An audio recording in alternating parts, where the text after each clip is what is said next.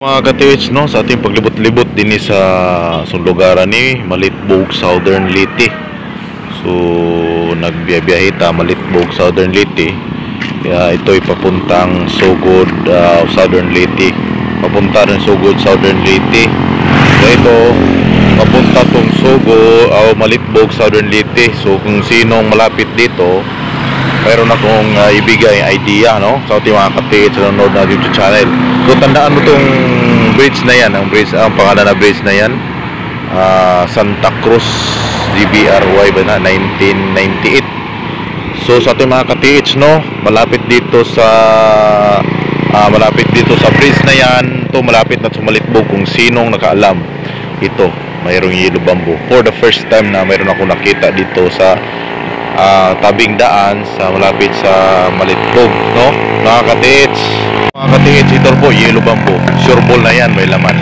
Sa Southern Leyte, bihira ka lang makakita talaga ng yellow bamboo. So ang yellow bamboo, alam mo yan na mayroon talagang laman. Ito napakatagal na sa yellow bamboo kasi sobrang laki.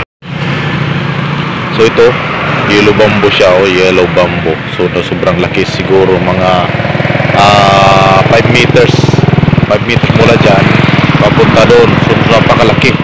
So ito ay papuntang Malitbog ng mayroong bridge, yung pangalan Santa Cruz.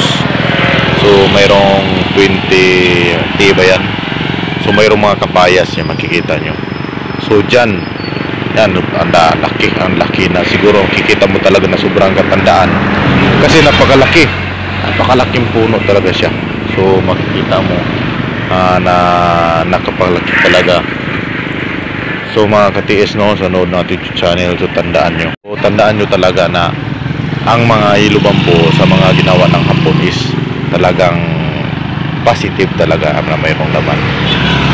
So kung sinong nakakaalam dito sa bandang papuntang Malitbog, itong bridge ng papuntang Malitbog, yan bridge papuntang Malitbog, so tandaan nyo, itong yellow bamboo is mayroong laman yan, papuntang east yan, di ba, papuntang east. So naglibot-libot tayo Southern Leyte, so mayroon tayong nakita. So sa taga dito, no, na nanood ng YouTube channel, shout out sa lahat ng ating mga ka-TH. Kaya ito maging bigay na sa ating mga ka-TH na pang bonus. So yan, so imikot-ikot tayo, Maasin, ano pangalan nyo, Maasin, Sugod, Malitbog, papuntang Bato. So ito mayroon ako nadaanan talaga na napakatanda. Makikita mo talaga na napakatanda talaga siya. So sobrang laki. So na yan sa likod ko, nakikita nyo. So taga rito, so mayroon nakapanood na taga rito. So i-check nyo ang gagawin nyo dito.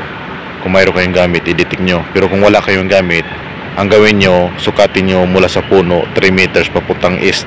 Doon kayo maghukay hanggang 3 meters. Makikita nyo kung talagang doon ang tamang spot. Kasi pagdating nyo sa 12 feet, 8 to 12 feet, mayroon kayong makikita na sign. So pag mayroon kayong makikita na sign, alam na. So ito lang talaga kauna-unahang nakita ko dito, yellow bamboo. Napakatanda kasi sobrang laki. Napakalaki niya. So swerte na to sa nanood ng YouTube channel, no? So yan, nakikita nyo. Ito papuntang Malitbog yan. So tandaan nyo, mayroong mga papaya sa likod ko. So yan, pag mayroon kayong makikita na ganito, yun na tulo. Sukat lang kayo ng 3 meters papuntang east. Kasi kung papunta kayong west, pagsukat kayo ng 3 meters, daan na, kalsada na ang matatamaan nyo. So papuntang east, doon kayo maghukay. Kung mas maganda, kung mayroon kang gamit, i-detect nyo. Ito po yung nadaanan ko ngayon. So mga ka-TH, ano pang inaantay nyo? Ito na, alam ko na mayroong taga nanood dito, na mayroong taga Makrohon ba yun? Makrohon, na mayroong ako nabasa sa message na taga Makrohon daw. Taga Makrohon nanood na YouTube channel. So kung nanood kayo ron sir ngayon, taga Makrohon, isurvey mo tong area dahil itong area is positive talaga. So God bless sa lahat, no, taga nanood ng YouTube channel. Ito po si Mindanao Hunter Sign.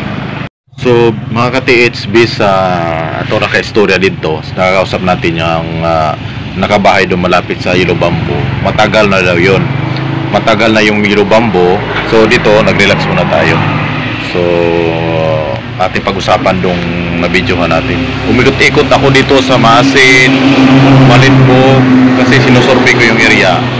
yun lang nadaanan ko na mayroong Yellow Bamboo. So sabi ng nakatira doon, matagal na yun. So ibig sabihin, yung Yellow Bamboo na yan ang palatandaan. So bigyan ko kayo ng clue. Yung Yellow Bamboo na yun, kasi tiningnan namin sa puno, patag siya sa Bisaya, patag. So patag siya, ibig sabihin, dalawang option siya. Mayroon, sukat ka ng 3 meters papuntang east. Kung wala kang makuha sa 8 feet, doon ka sa puno. Hukayin mo yung puno na yun. Sure ball na talaga kasi nakausap ko yung anak ng may-ari doon. Patay na yung papa niya. Sabi ng papa niya, matanda na, panahon pa sa hapon talaga daw. So hindi ko lang na-videohan kasi maraming tao, maraming lumalapit sa akin. So ayaw ko mag-vlog na maraming tao. Baka sabihin naman yan na namimigay tayo.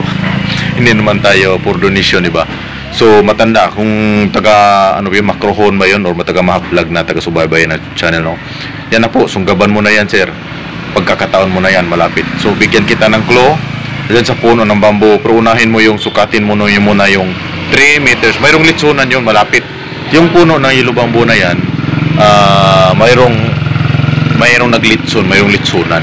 Mayroong litsunan siya. So sukat ka ng 3 meters. So ang gagawin mo dyan, kasi makikita, maggawa ka ng trapal. So itest mo hanggang 10 feet lang sa 3 meters kung wala kang gamit 3 meters. Pag wala, doon ka sa punuan. Kasi yung sapa, malapit yung Yellow Bamboo sa sapa. So nag-list lang siya ng siguro mga 30 meters sa bridge na yun. So nakikita nyo yung bridge na yun, di ba? Nakikita nyo. So 30 meters papuntang Yellow Bamboo. Ibig sabihin, sign talaga siya. Kasi malapit siya sa malaking suba. So yung sinasabi ko, hanapin mo yung east, bandang east.